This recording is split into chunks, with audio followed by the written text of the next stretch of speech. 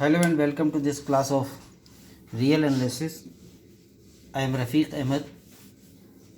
पिछले वीडियो में हमने कॉशी सीक्वेंस से रिलेटेड थ्योरम्स प्रूव की थी और आज भी हम कॉशी रिलेटेड रिजल्ट्स प्रूव कर रहे हैं. आज जो हम थ्योरम ले रहे हैं उसका स्टेटमेंट यह है, कोई अनुक्रम अभिसारी होगा यदि और केवल यदि यह कॉशी अनुक्रम हो. यानी इस थ्योरम में हम सीक्वेंस के कन्वर्जेंट होने और सीक्वेंस के कॉशी सीक्वेंस होने की तुल्यता स्थापित कर रहे हैं. यानी कोई सीक्वेंस कन्वर्जेंट होता है तो फिर वो कॉशी सीक्वेंस भी होता है, और अगर कॉशी सीक्वेंस है तो फिर वो कन्वर्जेंट भी होता है. मतलब सीक्वेंस का कॉशी होना और कन्वर्जेंट होना एक ही बात है. तो थ्योरम का स्टेटमेंट हो जाएगा, कोई अनुक्रम अभिसारी होगा यदि और केवल यदि ये कॉशी अनुक्रम हो. तो इसके प्रूफ में एक बार हम किसी सीक्वेंस को अभिसारी मान लेंगे, कन्वर्जेंट मान लेंगे और प्रूव करेंगे कि तब ये कॉशी सीक्वेंस भी है. एंड कन्वर्सली कॉशी सीक्वेंस मान लेंगे तब प्रूव करेंगे कि ये कन्वर्जेंट भी है. कॉशी और कन्वर्जेंट दोनों की डेफिनेशंस को अगर जल्दी से रिवाइज करें तो कन्वर्जेंट की डेफिनेशन तो ये होती है कि हर एप्सिलॉन के संगत कोई फिक्स्ड नेचुरल नंबर n0 ऐसा विद्यमान हो कि सीक्वेंस के nवें पद और जितनी उसकी सीमा है उसका डिफरेंस स्वेच्छ एप्सिलॉन से छोटा है for all n greater than n0. और कॉशी होने की परिभाषा यह है कि एप्सिलॉन के संगत ऐसा n0 विद्यमान हो कि सीक्वेंस के किन्हीं दो पदों के डिफरेंस का मॉड स्वेच्छ एप्सिलॉन से छोटा है, जबकि वो दोनों पदों के पद क्रम या पद नंबर उस n0 से बड़े हों. तो बेसिक अंतर है, इसमें सीक्वेंस के nवें पद की सीमा से दूरी ली जाती है और ये प्रूव किया जाता है कि वो दूरी जितना चाहें उससे छोटा किया जा सकता है. यानी सीक्वेंस के बाद के पदों के लिए सीक्वेंस के सीमा से उन पदों की दूरी या सीमा से उन पदों का अंतर जितना चाहें उतना छोटा कर सकते हैं. जबकि कॉशी सीक्वेंस में हम प्रूव करते हैं कि सीक्वेंस के बाद वाले पदों यानी कि किसी n0 फिक्स नेचुरल नंबर के बाद वाले पदों में आपस में अंतर किसी भी धनात्मक संख्या से छोटा हो जाता है. तो बेसिक अंतर हो गया, इसमें सीमा के पद का अनुक्रम के पद का सीमा से अंतर लेते हैं और इसमें अनुक्रम के पद का अनुक्रम के पद से ही अंतर लेते हैं. तो कॉशी सीक्वेंस और कन्वर्जेंट सीक्वेंस की अपने आप में अलग अलग डेफिनेशंस तो ये हैं, और यहाँ हम प्रूव करने जा रहे हैं कि कॉशी ही कन्वर्जेंट होता है और कन्वर्जेंट ही कॉशी होता है. तो प्रूफ लें. प्रूफ में पहला पार्ट, प्रतिबंध आवश्यक, द कंडीशन इज़ नेसेसरी. ये प्रूव करने के लिए स्टेटमेंट को सत्य मानकर और कंडीशन को प्रूव करेंगे. यानी कि सीक्वेंस कन्वर्जेंट है ये तो मान के चलेंगे और फिर वो कॉशी भी होगा ये प्रूव करेंगे. तो माना सीक्वेंस xn कन्वर्जेंट है. अब कन्वर्जेंट है तो इसकी कोई ना कोई लिमिट भी होगी. तो मान लिया कि इसकी लिमिट l है. एप्सिलॉन एक स्वेच्छ धनात्मक संख्या ले ली. अब xn सीक्वेंस की लिमिट l है तो हर धनात्मक संख्या के संगत कोई ना कोई n0 होगा. तो ये जो हमने स्वेच्छ एप्सिलॉन लिया है इसका आधा कर लें, हाफ, और वो भी धनात्मक संख्या होगी. इस धनात्मक संख्या के संगत भी कोई ना कोई n0 विद्यमान होगा कि सीक्वेंस के nवें पद और सीमा l का ये अंतर इस धनात्मक संख्या से छोटा आएगा n के उन सब मानों के लिए जो इस फिक्स नेचुरल नंबर n0 से बड़े हैं. तो ये तो हो गई सीक्वेंस अभिसारी दे रखा है उसकी परिभाषा. अब क्योंकि इस स्टेटमेंट का अर्थ यह है कि यहाँ पर ऐसा कोई भी n लिया जा सकता है जो n0 से बड़ा हो, यानी n0 से बाद के पदक्रम वाले पदों का अंतर ε/2 से कम होता है. बाद के पदक्रमों वाले पदों का सीमा से अंतर ε/2 से कम होता है. जैसे उदाहरण के लिए n0 का मान 30 होता, तो 30 के बाद का कोई भी पद इसे संतुष्ट करेगा। जैसे 31 ले लें तो x 31 minus L epsilon by 2 छोटा होगा। 50 ले लें तो x 50 minus L epsilon by 2 छोटा होगा, एंड सो ऑन। तो जैसे ये n ले लिया, n की जगह m लेके इसी स्टेटमेंट को दोबारा लिख दिया कि अगर m n0 से बड़ा लें तो फिर mवें पद और सीमा l का अंतर एप्सिलॉन बाई 2 से कम आएगा। nवें पद का सीमा से अंतर एप्सिलॉन बाई 2 से कम आएगा अगर n n0 से बड़ा है, और mवें पद का सीमा से अंतर भी एप्सिलॉन बाई 2 से कम आएगा अगर m भी n0 से बड़ा है। तो ये दो इनइक्वालिटीज हमने बना ली। इन दोनों को ऐड कर दें, इसकी दोनों की लेफ्ट हैंड साइड ऐड हो जाएगी और दोनों की राइट हैंड साइड ऐड हो जाएगी, और कंडीशन हो जाएगी क्योंकि ये वाली भी यूज़ की है और ये वाली भी यूज़ की है। ये तब वैलिड है जब n n0 से बड़ा हो, और ये तब वैलिड है जब m n0 से बड़ा हो। तो दोनों का योग ये तब वैलिड होगा जब m और n दोनों n0 से बड़े हों। इसके बाद राइट हैंड साइड वाली जो टर्म है epsilon by 2 plus epsilon by 2, वो तो हो जाएगा एप्सिलॉन, और लेफ्ट हैंड साइड वाले दोनों मॉड्स को एक ही मॉड में लिख दें अंतर के साथ। ये बात हम बहुत बार यूज़ कर चुके हैं। अगर दो राशियों के डिफरेंस का मॉड है तो वो छोटा या बराबर होता है उनके अलग अलग मॉड के योग से। तो अलग अलग मॉड के योग की जगह एक ही मॉड में उनको डिफरेंस करके लिख दिया तो पद और छोटा या बराबर हो जाएगा। तो लेफ्ट हैंड साइड की टर्म से और छोटा या बराबर पद हो गया। जब ये टर्म ही एप्सिलॉन से छोटी है तो ये टर्म भी एप्सिलॉन से छोटी होगी, क्योंकि ये और छोटी होगी। इस यानी जो छोटी साइड थी, लेफ्ट हैंड साइड थी, उसकी जगह और छोटा या बराबर मान रख दिया है। ऐसा करने से एल कैंसिल हो जाएगा, ये माइनस एल है और ये प्लस एल हो जाता है, ये कैंसिल हो जाएंगे और टर्म बचेगी x m minus x n is less than epsilon.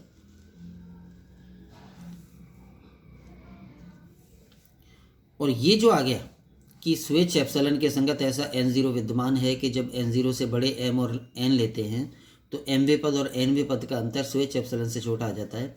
ये कॉशी अनुक्रम की परिभाषा हो गई। तो ये जब प्राप्त हो गया तो इससे सिद्ध हो गया कि सीक्वेंस xn कॉशी सीक्वेंस है। यहाँ पर हमने सीक्वेंस xn को कन्वर्जेंट माना था और प्रूव कर लिया कि ये कॉशी सीक्वेंस है। और बहुत सिंपल सा प्रूफ है, जब कन्वर्जेंट होती है तो उसकी कोई सीमा होती है l, और कॉशी की डेफिनेशन बनाने के लिए हमें केवल l को एलिमिनेट करना था, l को हटा के अनुक्रम के पदों का अंतर लाना था, जो बहुत सिंपल तरीके से आ गया। तो ये तो हो गया कि कन्वर्जेंट देन कॉशी, एक साइड प्रूव होगी। अब इसका विलोम लें, जिसको हम कहेंगे द कंडीशन इज सफिशिएंट, यानी प्रतिबंध पर्याप्त। तो प्रतिबंध पर्याप्त में जैसे पिछले वाले में तो हमने कन्वर्जेंट मान के चले थे और कॉशी प्रूव किया था, यहाँ पर कॉशी मान के चलेंगे और कन्वर्जेंट प्रूव करेंगे। तो मान लिया कि सीक्वेंस xn कॉशी सीक्वेंस है। अब अगर ये कॉशी है, पिछले वाले में अभिसारी था तो उसकी सीमा उपलब्ध थी और उस सीमा को एलिमिनेट किया गया था। यहाँ पर कॉशी है और कॉशी की परिभाषा में लिमिट नहीं होती है। तो यहाँ कॉशी की परिभाषा जिसमें लिमिट नहीं होती है उससे अभिसारी की परिभाषा तक जाना है जिसमें लिमिट होती है। तो यहाँ लिमिट एक तरह से उत्पन्न करनी पड़ेगी। पिछले वाले में तो लिमिट को एलिमिनेट किया था, विलोपित किया था, यहाँ पर लिमिट उत्पन्न की जाएगी। वो कैसे होगी? तो मान लिया हमने कि सीक्वेंस xn कॉशी सीक्वेंस है। अगर ये कॉशी है तो परिबद्ध भी होगा। ये हमने एक थ्योरम प्रूव की थी इससे पिछले वाले किसी वीडियो में, कि प्रत्येक कॉशी अनुक्रम परिबद्ध होता है, उसका यूज़ कर लिया। अगर ये सीक्वेंस कॉशी है तो फिर ये परिबद्ध भी होगा।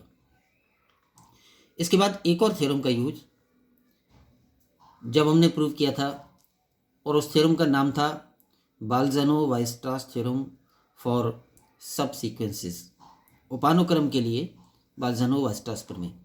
और उसका स्टेटमेंट ये था कि प्रत्येक परिबद्ध अनुक्रम का कम से कम एक अभिसारी उपानुक्रम विद्यमान होता है। तो उस थ्योरम का उपयोग कर रहे हैं। ये परिबद्ध है तो फिर हम कह सकते हैं कि इस सीक्वेंस का कोई अभिसारी उपानुक्रम एक्स वी एन विद्यमान हो। तो ये बात भी हमने उस थ्योरम से ले ली, यानी हमने लगातार पहले प्रूव की गई दो थ्योरम्स का उपयोग किया है। एक्स एन कॉशी है तो परिबद्ध होगा, ये एक थ्योरम है, और परिबद्ध है तो इसका कोई ना कोई अभिसारी उपानुक्रम विद्यमान होगा, ये एक थ्योरम है, उसका उपयोग कर लिया। तो हम यहाँ तक आ गए कि अगर ये कॉशी सीक्वेंस है तो इसका कोई अभिसारी उपानुक्रम विद्यमान होगा। अब ये उपानुक्रम अभिसारी है, हम जानते हैं कि जो अभिसारी होता है उसकी कोई ना कोई सीमा होती है, तो फिर इसकी कोई ना कोई सीमा होगी, वो मान ली एल है। तो उपानुक्रम एक्स वी एन की सीमा मान ली एल। तो अब हमारे पास दो जानकारियां हैं, एक तो एक्स एन कॉशी सीक्वेंस है और दूसरा इसका ये उपानुक्रम है जो अभिसारी है और उसकी सीमा एल है। इन दोनों बातों को मिला के हम प्रूव करेंगे कि जो सीक्वेंस एक्स एन है वो खुद भी अभिसारी है, उपानुक्रम अभिसारी है तो उपलब्ध है। वैसे तो ये बात भी हमने इससे जस्ट पहले वाले वीडियो में प्रूव की थी कि कॉशी अनुक्रम का उपानुक्रम अभिसारी हो तो फिर वो अनुक्रम खुद भी अभिसारी होता है, लेकिन उस थ्योरम का रिजल्ट को सीधे काम में लेने की बजाय हम उस थ्योरम के को यहाँ प्रूव ही कर रहे हैं, क्योंकि हमने दो थ्योरम्स काम में ले ली हैं, तीसरी काम में नहीं लेना चाह रहे हैं। तो अब हमारे पास जो सिचुएशन है वो ये है कि एक्स एन तो कॉशी सीक्वेंस है और इसका एक उपानुक्रम है जो कि अभिसारी है और उस उपानुक्रम की सीमा एल है। एक स्विच एप्सिलॉन ले लिया। पहले एक्स एन के कॉशी होने की परिभाषा लिख रहे हैं। सीक्वेंस एक्स एन कॉशी है, इसका मतलब किसी भी धनात्मक संख्या के संगत n0 विद्यमान होगा या n1 विद्यमान होगा, एक निश्चित प्राकृतिक संख्या। तो ये जो एप्सिलॉन हमने लिया है इसके आधे को लें, इसका आधा भी धनात्मक संख्या होती है, तो एप्सिलॉन बाई 2 के संगत कोई फिक्स्ड नेचुरल नंबर n1 ऐसा विद्यमान होगा कि सीक्वेंस के किन्हीं दो पदों का अंतर इस एप्सिलॉन बाई 2 से कम आएगा, बशर्ते कि उन दोनों पदों का पद क्रम इस n1 से बड़ा हो। तो हमने तकनीकी दृष्टि से n पहले और m बाद में ले लिया है, वो कोई फ़र्क नहीं पड़ता। अगर इधर m और इधर n ले लेते तो भी बात सही थी, और इधर n वहाँ पद और इधर m पद ले लिया तो भी बात सही है। कोई से भी दो पद हों उनका अंतर ये जो भी धनात्मक संख्या हमने यहाँ ले ली उससे छोटा होगा, बशर्ते कि इन दोनों पदों का पद क्रम इस फिक्स नेचुरल नंबर से बड़ा हो। तो ये इसके कॉशी होने की परिभाषा लिखी है। अब इसमें n और m की जगह ऐसी कोई भी प्राकृतिक संख्या रखी जा सकती है जो n1 से बड़ी हो। तो हमने n को तो n ही रखा है और m की जगह प्राकृतिक संख्या vn ले ली। हम जानते हैं कि जब x vn उपानुक्रम होता है तो vn प्राकृतिक संख्याओं का निरंतर वर्धमान अनुक्रम होता है, यानी इस अनुक्रम का हर पद v1 v2 v3 v4 and so on सभी प्राकृतिक संख्याएं होती हैं। तो यहाँ पर m के स्थान पर कोई भी प्राकृतिक संख्या ली जा सकती है जो n1 से बड़ी हो। तो यहाँ पर हम m की जगह vn ले लें। m की जगह vn लेने पर ये स्टेटमेंट हो जाएगा mod of xn minus x v n, m के स्थान पर vn is less than epsilon by 2। अब कंडीशन हो जाएगी कि ये दोनों पदक्रम n और vn n1 से बड़े हों। m की जगह vn आ गया, लेकिन हम देख रहे हैं कि n और vn n1 से बड़े हों, ये दोनों बातें कहना कि n भी n1 से बड़ा होना चाहिए, vn भी n1 से बड़ा होना चाहिए, ये अनावश्यक है। ओनली ये कहना ही काफ़ी होगा कि n n1 से बड़ा होना चाहिए, क्योंकि जब n n1 से बड़ा होगा तो vn तो स्वतः ही n1 से बड़ा हो जाएगा। ऐसा क्यों होगा? क्योंकि सीक्वेंस vn प्राकृतिक संख्याओं का निरंतर वर्धमान अनुक्रम होता है और इसलिए इस अनुक्रम का प्रत्येक पद उसके पद क्रम से बड़ा होता है, बड़ा या बराबर होता है। यानी v1 पहला पद 1 से बड़ा या बराबर होता है, v2 2 से बड़ा या बराबर होता है, v3 3 से बड़ा या बराबर होता है एंड सो ऑन। इसलिए अगर n ही n1 से बड़ा है तो vn तो n1 से बड़ा हो ही जाएगा, क्योंकि vn तो n से और बड़ा या बराबर है। इसलिए दोनों बातें कहना कि n n1 से बड़ा होना चाहिए एंड vn n1 से बड़ा होना चाहिए, उसकी जगह एक ही काफ़ी है कि n n1 से बड़ा होना चाहिए। जब n n1 से बड़ा होगा तो vn स्वतः ही n1 से बड़ा हो जाएगा। तो ये जो इनिक्वलिटी हमने यहाँ पर लाए थे m की जगह vn करके, उसको उसकी कंडीशन को थोड़ा सा सुधार के लिख दिया है। तो अब हम यहाँ पर हैं कि सीक्वेंस xn का nवां पद और vnवां पद का अंतर इस एप्सिलॉन बाई 2 से छोटा होगा n के उन सब मानों के लिए जो n1 से बड़े हैं। इसको हम इनइक्वालिटी नंबर 4 बोल दें। और ये कहाँ से आई है? xn कॉशी सीक्वेंस है, उससे हमने ये प्राप्त किया है। इसके बाद हम उपानुक्रम की बात करें। जो उपानुक्रम xvn है वो अभिसारी है और उसकी सीमा l है। तो उपानुक्रम xvn के l को अभिसरित होने की परिभाषा लें धनात्मक संख्या एप्सिलॉन बाई 2 लेकर, क्योंकि हर धनात्मक संख्या के लिए कोई ना कोई फिक्स नेचुरल नंबर होता है। तो एप्सिलॉन बाई 2 के संगत कोई n2 विद्यमान होगा, उस फिक्स्ड नेचुरल नंबर को n2 नाम दे दिया है कि इस उपानुक्रम के nवें पद और सीमा l के अंतर का मॉड इस धनात्मक संख्या से छोटा होगा n के उन सब मानों के लिए जो इस फिक्स्ड नेचुरल नंबर n2 से बड़े हैं। इसको इनइक्वालिटी नंबर 5 बोल दिया। यानी ये उपानुक्रम के अभिसारी होने की परिभाषा लिखी है और ये स्टेप आया है मेन जो सीक्वेंस है xn वो कॉशी अनुक्रम है उससे आया है।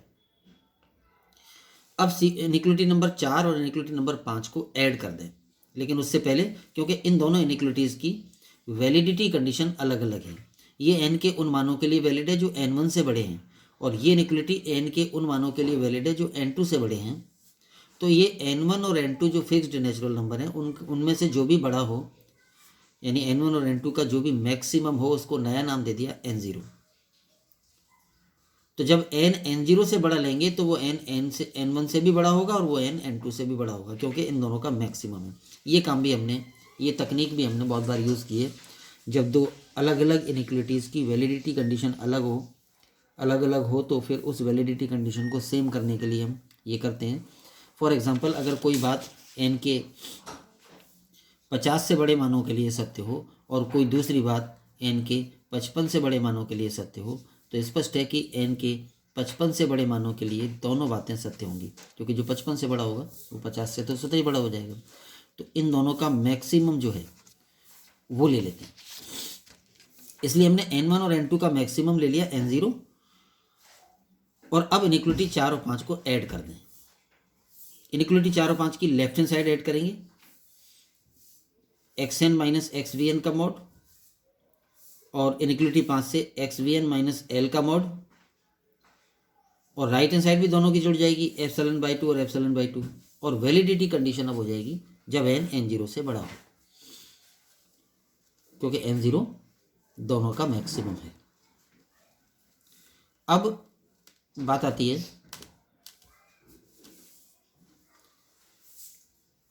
कि इन दोनों को मॉड्स को ऐड करने पर क्या हुआ। दोनों को एक ही मॉड में लिख दिया प्लस के साथ लिखो चाहे माइनस के साथ लिखो। इस अलग अलग मॉड के योग से ये एक ही मॉड में लिखी हुई टर्म और छोटी या बराबर होती है। तो जब ये ही एप्सिलॉन से छोटी है तो ये भी एप्सिलॉन से छोटी होगी, यानी जो साइड छोटी है उसकी जगह और छोटा या बराबर मान रख सकते हैं। तो इनको एक ही मॉड में लिख दिया और इधर epsilon by 2 plus epsilon by 2 epsilon हो गया, कंडीशन सेम रहेगी।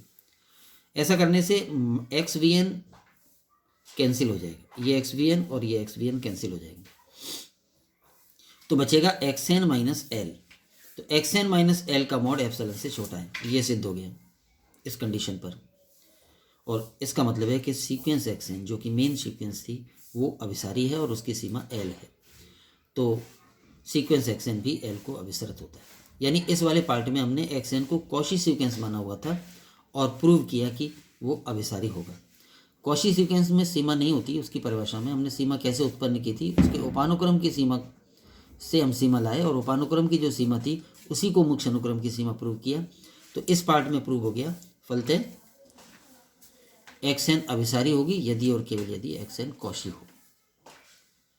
तो ये कन्वर्जेंट एंड कॉशी की तुल्यता स्थापित करती है थ्योरम। जो सीक्वेंस कन्वर्जेंट है वो कॉशी भी होगी और जो कॉशी है वो कन्वर्जेंट भी होगी। इस वीडियो में इतना ही। Thanks to all. जय हिंद।